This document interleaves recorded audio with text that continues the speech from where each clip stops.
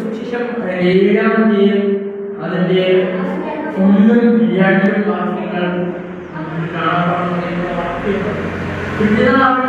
പട്ടണത്തിലേക്ക് പോകും.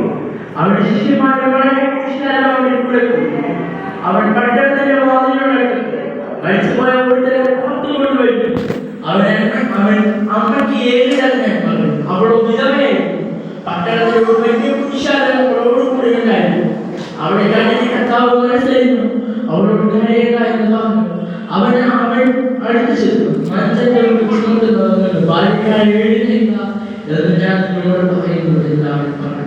മരിച്ചവരെ എഴുന്നേൽക്കുന്ന സംസാരിക്കാൻ പറയുന്നു. ഹല്ലേലൂയ. നമുക്ക് ഇതിന്റെ പശ്ചാത്തലം ഞാൻ പറഞ്ഞു വിശദീകരിക്കാൻ ആഗ്രഹിക്കുന്നില്ല. നമുക്ക് പിറ്റേന്നാൾ യേശു നയിക്കുന്ന പട്ടണമല്ലാത്ത മനോഹരമാണ് നയിക്കുന്ന വാക്കിനകത്ത് മനോഹരമായ ഒരു ദേശമുണ്ട്. മനോഹരമായ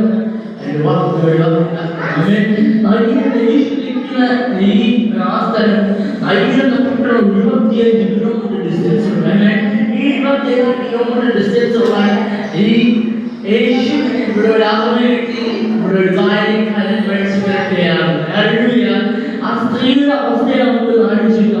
ആളുകളുടെ ആ സ്ത്രീയുടെ ആ വിധവയായിട്ടുള്ള സ്ത്രീയെ തന്റെ മകനും കൂടി നഷ്ടപ്പെടുമ്പോൾ ആ സ്ത്രീക്ക് മനോഹര വികാരം ഉണ്ടാവുകയാണ്. ഇനി ആ സ്ത്രീക്ക് ആശ്രയിക്കാൻ വേറെ ഒരു ആശ്രയമില്ല. ഉണ്ടാവാം എന്റെ ഭർത്താവ് മരിച്ചുപോയി, ഇതിന്റെ നാളെ ആശ്രയിക്കും, എനിക്ക് ആശ്രയിക്കാൻ വേറെ സ്രോതസ്സില്ല, എന്റെ എല്ലാം കഴിഞ്ഞുപോയി എന്നൊരു വിചാരം ആ സ്ത്രീയുടെ മനസ്സിലുണ്ട്. യേശുവിനെ കണ്ടപ്പോൾ യേശുവിനെ കണ്ടോ? യേശുവിനെ കണ്ടിട്ടുള്ളോ? എന്റെ വിഷയത്തിൽ പരിഹാരമായിട്ടുണ്ട്. ആ മരിച്ചുകൊണ്ടിരിക്കുന്ന ഭാര്യക്കാരെ എഴുന്നേൽപ്പിക്കാൻ യേശുവിനെ കൊണ്ട് കഴിയുമെന്ന് ആ സ്ത്രീ വിശ്വസിക്കുന്നു. യേശുവിന്റെ അടുത്തപ്പോൾ പറയുകയാ, നമുക്കതിനെ മാറ്റമായി നമുക്ക് കാണാൻ വേണ്ടത്. അവൻ പട്ടണത്തിൽ കൊണ്ടുവരുന്നത് അവരുടെ 7 ജനങ്ങൾ മകൻ, അവരുടെ വിധവയായിരുന്നു. അവൻ അമ്മയ്ക്ക് 7 മകനുള്ളൂ. ഇതിനെ ആശ്രയിക്കാൻ വേറെ ആരുമില്ല. ആളുകൾ പരിഹാസം കേട്ടുകൊണ്ടിരിക്കുകയാണ്. നിന്റെ ഭർത്താവിനെ കൊന്നു, നീ തന്നെ നിന്റെ മകനെ കൊന്നു. നമ്മളൊക്കെ ഈ പാരമ്പര്യത്തിലാവുമ്പോൾ തന്നെ നമുക്ക് എനിക്ക് തോന്നുന്നു ആക്ച്വലി ആ സ്ത്രീ അവിടുത്തെ നമ്മുടെ ഇവിടുത്തെ ബന്ധവസ്തുക്കളെ ബന്ധവസ്ഥായിരുന്നു. അതുകൊണ്ട് ആ സ്ത്രീ നല്ല വിമർശനം കേട്ടിരുന്നതാണ്. പക്ഷേ ഈ സ്ത്രീ വിമർശനം കേട്ടിരുന്നു.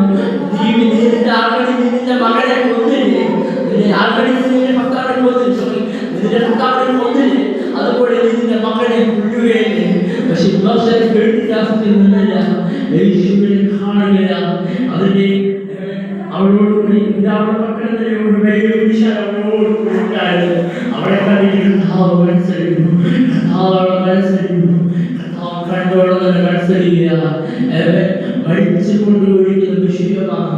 ഇതിനെ ഉയർത്തെഴുന്നേൽക്കാൻ കഴിയുന്നില്ല, എഴുന്നേൽക്കാൻ കഴിയുന്നില്ല എന്ന് പറഞ്ഞ് മൂടി വച്ചിരുന്ന വിഷയമാണ്. ഇതിനകത്ത് മരിച്ച അവസ്ഥയാണ് ഇതിന്റെ ഉയർത്തെഴുന്നേൽക്കാൻ ദൈവശക്തന. ജീവിതം പ്രതിസന്ധി ശൂന്യതകൾ വരുമ്പോൾ അടയാളമായ ജീവിതത്തിലേക്ക് വരും. അപ്പോൾ നമ്മുടെ ദൈവമായ യേശു കൂടെ ഉണ്ടെങ്കിൽ നമ്മൾ അതിൽ നിന്ന് ഉയർപ്പിക്കാൻ ദൈവശക്തന. അഴിയുന്ന പട്ടണത്തിൽ യേശുമാരുമ്പോൾ തന്നെ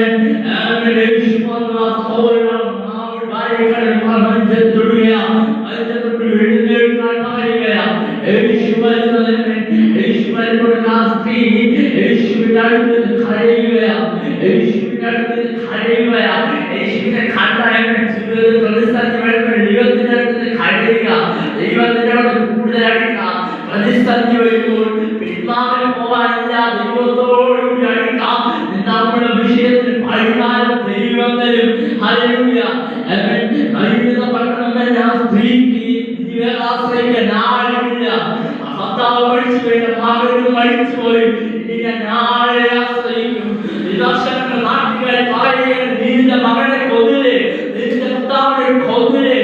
ഇങ്ങനെ വിമർശനങ്ങൾ ഉണ്ടായിരിക്കുമ്പോൾ ആ ദൈവത്തെ കണ്ടപ്പോൾ തന്നെ, യേശുവിനെ കണ്ടപ്പോൾ